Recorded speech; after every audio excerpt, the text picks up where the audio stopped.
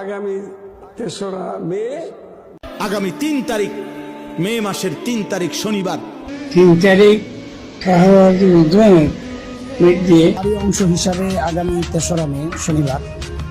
সোহরাওয়ার্দী উদ্যানে হেফাজত ইসলাম বাংলাদেশ আগামী ৩রা মে যে গণসমাবেশ আহ্বান করা হয়েছে, এই গণসমাবেশকে সফল করার জন্য দেশবাসীকে উদাত্ত আহ্বান জানাচ্ছি।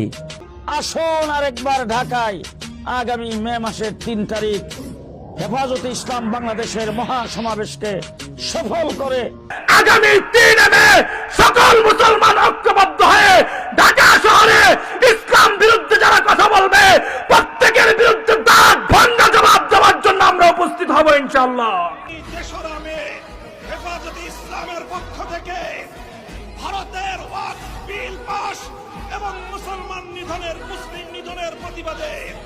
সোহরাওয়ার্দী উদ্যানে মহাসমাবেশের ডাক দেওয়া